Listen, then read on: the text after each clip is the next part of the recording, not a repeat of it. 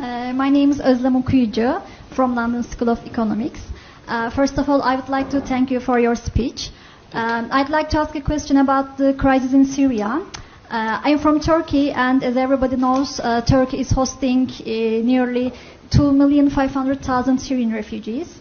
And some Turkish people are criticizing Saudi Arabia on the grounds that Saudi Arabia isn't accepting refugees and it isn't doing enough for refugees as a rich country. And as you said, there is a responsibility. You said that Saudi Arabia has a responsibility in terms of it's a center for Islam. So some Turkish people are also saying this. It's an Islamic country, so why isn't it doing enough for Syrian refugees? So I'd like to ask about this issue. I'd like you to elaborate on Saudi Arabia's refugee policy.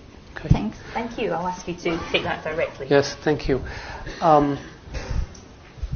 I think we could have done a better job explaining what we've done with Syrian refugees. Saudi Arabia has issued more than 2.5 million visas to Syrian refugees since the crisis began. We put out a statement. Nobody noticed it.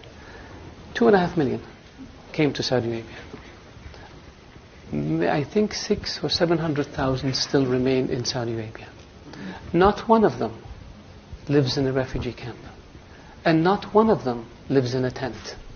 Because the custodian of the two holy mosques ordered that all Syrians who come to Saudi Arabia be provided residency permits so they can send their kids to school, so they can have access to medical care, and they can have access to social security, and they can get a job.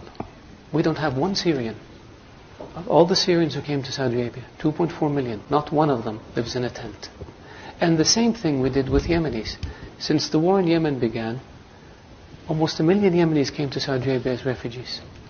And the same policy was applied to Yemenis. Not one of them lives in a refugee camp, and not one of them lives in a tent. And we don't brag about it, and we don't put TV cameras in front of them, because that, to us, is what our culture is all about. These people came because their homes were devastated.